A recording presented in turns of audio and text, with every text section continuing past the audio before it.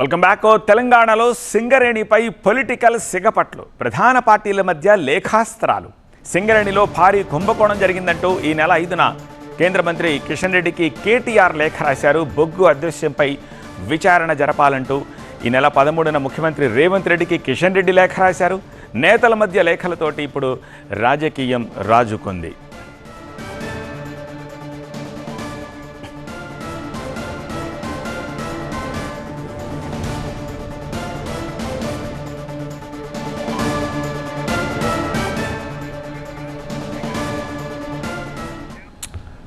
ఆ రెండు లేఖల్ని చూశారు. మొదట BRS working president KTR Kishan రెడ్డికి రాసిన లేఖతోటి ఈ రచ్చ మొదలైంది. ఈ నెల 5న కిషన్ రెడ్డికి లేఖ రాశారు కేటీఆర్. సింగరేణిలో జరిగిన 1600 కోట్ల భారీ కుంభకోణంపై వెంటనే విచారణ జరపాలని చెప్పి డిమాండ్ చేశారు. సింగరేణి సంస్థ ప్రకటించిన నిల్వల్ని సుమారు 40 లక్షల టన్నుల బొగ్గు ఎలా మాయమైందో తేల్చాలంటున్నారు. స్టాక్ యార్డ్లో ఉండాల్సిన బొగ్గును అప్పనంగా అమ్మేసుకున్నారని ఆరోపిస్తున్నారు కేటీఆర్. కాంగ్రెస్ అధికారంలోకి వచ్చాక సింగరేణి వరుస కుంభకోణాలకు కేరాఫ్గా మారిందంటున్నారు. నైని కుంభకోణం లగాయితూ వందల అక్రమాల విషయంలో కేంద్రం నుంచి ఎలాంటి స్పందన లేదని కిషన్ రెడ్డికి రాసిన లేఖలో కేటీఆర్ పేర్కొన్నారు. కేంద్ర రాష్ట్ర ప్రభుత్వాలు కలిసి సింగరేణి మనుగడనే దెబ్బతీస్తున్నాయని ఆరోపించారు. ఇక సరిగ్గా కిషన్ రెడ్డికి కేటీఆర్ లేఖ రాసిన వారం రోజుల తర్వాత ఇదే అంశాన్ని ప్రస్తావిస్తూ సీఎం రేవంత్ రెడ్డికి లేఖ రాశారు కేంద్ర బొగ్గు గనుల శాఖ మంత్రి కిషన్ రెడ్డి. సింగరేణి SCCL సంస్థపై దృష్టి సారించాలని కోరారు. సింగరేణిలో 1600 కోట్ల రూపాయల విలువైన 40 లక్షల టన్నుల బొగ్గు అదృశ్యంపై విచారణ జరిపించాలని లేఖలో సీఎంని కోరారు కిషన్ రెడ్డి. సింగరేణిలో అవకతవకలు, అనైతిక కార్యకలాపాలు జరుగుతున్నాయంటూ ప్రసార మాధ్యమాల్లో వచ్చిన వార్తల్ని కూడా ఆ లేఖలో ప్రస్తావించారు. నిజానిజాలను పరిశీలించి తగిన చర్యలు తీసుకోకపోతే సింగరేణి ప్రయోజనాలకు విఘాతం కలిగే అవకాశం ఉందని ఆందోళన వ్యక్తం చేశారు. ఇప్పటికే తెలంగాణ ప్రభుత్వం సింగరేణికి చెల్లించాల్సిన 51,500 కోట్ల రూపాయల బకాయిల విషయాన్ని కూడా ఆ లేఖలో ప్రస్తావించారు కిషన్ రెడ్డి. సింగరేణి సంస్థ నిరంతర అభివృద్ధి, ఆర్థిక స్థిరత్వం అనేవి అత్యంత ప్రాధాన్యమైన అంశాలుగా భావించారని అందులో సూచించారు. ఈ విషయంలో నేతలు లేఖలతో మాత్రమే ఆగలేదు, మాటల యుద్ధం కూడా చేసుకుంటున్నారు. ఇదే అంశంపై కాంగ్రెస్ బీఆర్ఎస్ మధ్య డైలాగ్ వార్ నడుస్తోంది. సింగరేణిలో భారీ అవినీతి జరిగిందంటూ ఈ నెల 14న మాజీ మంత్రి హరీష్ చేసిన కమెంట్స్ కాకరేపాయి. హరీష్ రావు ఇట్లాంటి అట్లా నేను అడిగింది సీదా కుల్లా జైపూర్ పవర్ ప్లాంట్కు రాష్ట్ర ప్రభుత్వం ఆమోదం చేసిందా లేదా, డిపిఆర్ అప్రూవ్ అయిందా లేదా చెప్పు బట్టి గారు. పీపీఏ ఉందా లేదా, పీపీఏ లేకుండా పని ఎందుకు స్టార్ట్ చేసిందో చెప్పు బట్టి గారు. 40 లక్షల టన్నుల బొగ్గు ఉన్నదా, మాయమైందా? ఇద్దరం కలిసి పోదాం బట్టి గారు. నిజంగా బొగ్గు ఉంటే చూపి నేను సారీ చెప్తా. బొగ్గు లేకపోతే నువ్వు రాజీనామా చేస్తావా బట్టి గారు? తయారున్నావా అంటే సపోర్ట్ చేస్తలేడు, దాని మీదే చెప్తలేడు. సోలార్ పవర్ 2 ఏళ్ళ టెండర్ 67 మెగావాట్లు, 103 మెగావాట్లు, 1000 కోట్లు ఖర్చు పెట్టిండ్రు. ఇప్పటికి కరెంటు ఉత్పత్తి అయితే లేదు, పీపీఏ లేదు, కరెంటు కొంటలేరు, 1000 కోట్లు ఆగమైనాయి అన్న. అయినాయా కాలేదా సూటిగా మాట్లాడు, దాని మీద చెప్తలేడు. నేను సూటి ప్రశ్నలు వేస్తే దేనికి సమాధానం వస్తలేదు. కానీ నన్ను 4 కేసులు పెడుతున్నారు. అడగంగానే నా మీద ఒక ఈడ కూడా బాగా పెడుతున్నట్టు నా మీద కూడా పెడుతున్నారు. మన సుదర్శన్ మీద కూడా పెట్టారు. హరీష్ ఆరోపణలకు డిప్యూటీ సీఎం భట్టి విక్రమార్క అదే స్థాయిలో స్పందించారు. బీఆర్ఎస్ బీజేపీ చేస్తా ఉన్న చిల్లర రాజకీయం అంటూ ఘాటుగా బదిలిచ్చారు. చాలా స్పష్టంగా నేను ఇప్పటికే చెప్పాను. కేవలం సింగరేణిని ఆపాదిపాలు చేయాలని, సింగరేణి సంస్థలకి నష్టపరచాలని ఒక కుట్రపూర్తిగా ఇరు రాజకీయ పార్టీలు, ఇటు బీఆర్ఎస్ బీజేపీ రెండు కలిసి ఆడుతున్న నాటకం ఇది. వాళ్ళని ప్రజల పక్క పంపించేశారు. వాళ్ళ దోపిడీ చూసే తట్టుకోలే బయటికి పంపించారు. బయటికి పంపించిన ప్రక్రియలో రాజకీయం బతకడం కోసం ఏదో ఒక స్లోగన్ తీసుకొని బయటకు వస్తున్నారు.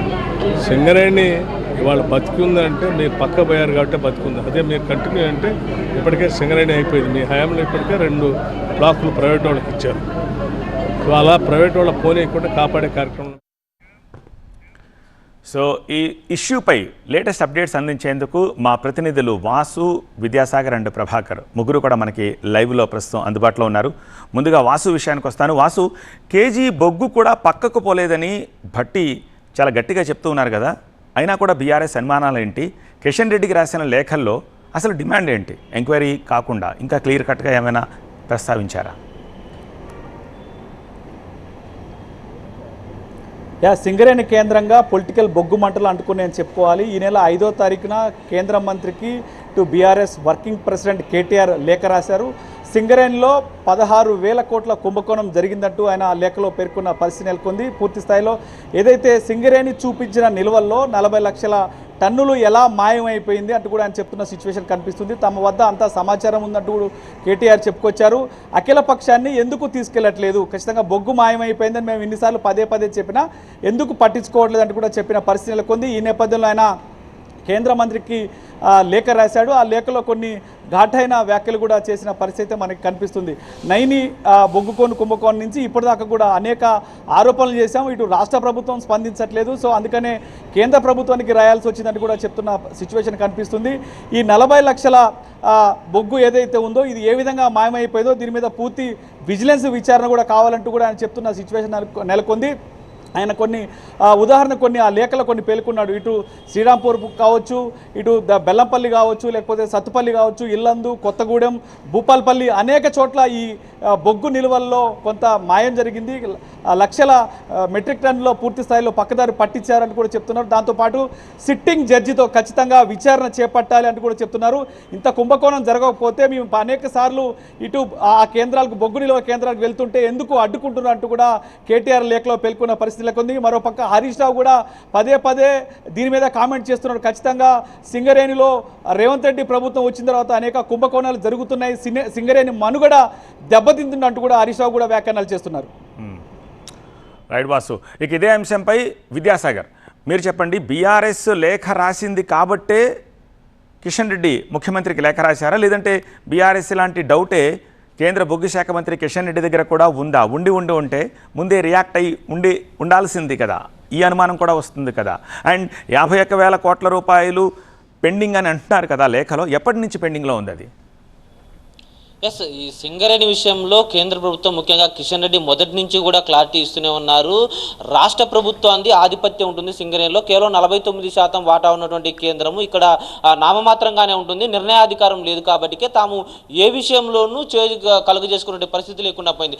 గతంలో నైనికోల్ బ్లాక్ విషయంలో కూడా అధికారులతోటి ఒక నివేదిక తెప్పించుకున్నారు. అసలు ఏం జరిగింది, అవకతవకలు ఎక్కడ జరిగాయి అనేటువంటి అంశాన్ని నిర్ధారించుకునే ప్రయత్నం చేశారు తప్ప అక్కడ నిర్ణయాధికారం మాత్రము కేంద్రం చేతిలో లేదని స్పష్టంగా చెప్పారు. ఇప్పుడు అదే తరహాలో ఇటీవల కేటీఆర్ లేఖ రాశారనో హరీష్ రావు లేఖ రాశారనో కాదు, మీడియాలో వస్తున్నటువంటి కథనాలు కావచ్చు, బయట జరుగుతున్నటువంటి ప్రచారం కావచ్చు, ఇవన్నీ కూడా సింగరేణి, కొంగు బంగారం లాంటి ఒక సంస్థ అస్తిత్వాన్ని దెబ్బతీసే విధంగా ఉంది. ముఖ్యంగా ఆర్థికంగా సంస్థ నష్టపోతే 40,000 మంది ఉద్యోగుల జీవితాలు అగమ్య గోచరంగా మారతాయి. ముఖ్యంగా తెలంగాణకు కావాల్సినటువంటి అత్యంత కీలకమైన సంస్థను కాపాడుకోవాల్సినటువంటి బాధ్యత కేంద్ర రాష్ట్ర ప్రభుత్వాల మధ్య ఉంటుంది. కాబట్టి దాని మీద స్పందించి రాష్ట్ర ప్రభుత్వానికి ముఖ్యంగా సీఎం రేవంత్ రెడ్డికి కిషన్ రెడ్డి లేఖ రాశారని చెప్పారు. అందులో క్లియర్గా మీడియాలో వస్తున్నటువంటి కథనాలు అనేటువంటి అంశాన్ని ఉద్ఘాటిస్తూ పూర్తిగా 1,600 కోట్లకు సంబంధించినటువంటి నిల్వలు ఏదైతే 40 లక్షల మెట్రిక్ టన్నుల బొగ్గు మాయమైందని వస్తుందో దానికి సంబంధించి ఒక పరిశీలన చేయించి అదేవిధంగా వాస్తవాన్ని తెలియజేసి అక్కడ ఏమైనా తప్పు జరిగితే చర్యలు తీసుకోవాలంటూ కూడా ఆ లేఖలో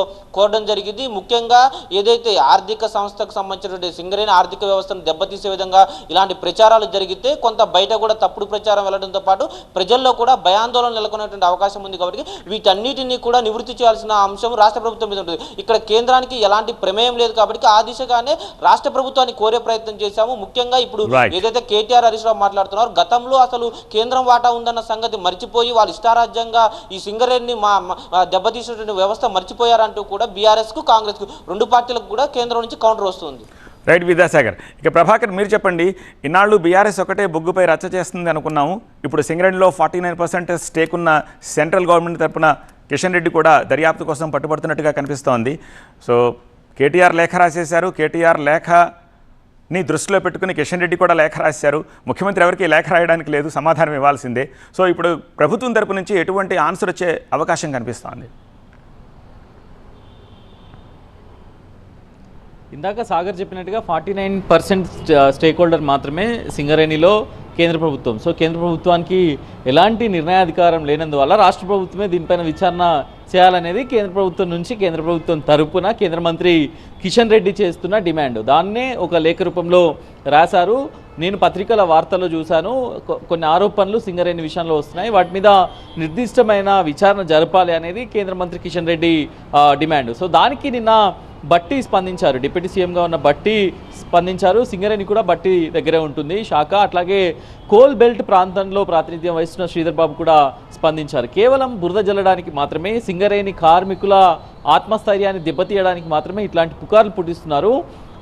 సింగరేణిలో నుంచి కోల్ తవ్విన తర్వాత దాన్ని స్టాక్ చేసి దాన్ని కంప్లీట్గా ఒక సైంటిఫికల్గా ఎప్పటి నుంచి సింగరేణి ఆవిర్భవించినప్పటి నుంచి కూడా ఒకటే ప్రాసెస్ను మేము అవలంబిస్తున్నాం. సో దాంట్లో భాగంగానే దానికి జీపీఎస్ వీటీఎస్ టెక్నాలజీ పెట్టి దాని ద్వారా మేము మానిటరింగ్ చేస్తూనే ఉన్నాం. ఇక్కడ కూడా అవకతవకలు జరగడానికి వీల్లేదు అనేది ప్రభుత్వం తరపు నుంచి ప్రభుత్వం ఇస్తున్న వివరణ. సో దీనికి సంబంధించి ఎలాంటి విచారణకైనా సిద్ధంగా ఉన్నాం. అవసరమైతే సింగరేణి కార్మికుల తరపున డిఫమేషన్ కూడా వెనుకాడబోము అనేది, కార్మికుల ఆత్మస్థైర్యాన్ని దెబ్బతీసే విధంగా ఉంటే డిఫమేషన్ కూడా వెనుకాడబోము అనేది రాష్ట్ర ప్రభుత్వం చెప్తుంది. నిన్న బట్టి అండ్ శ్రీధర్ బాబు కూడా అదే విషయాన్ని చెప్పారు.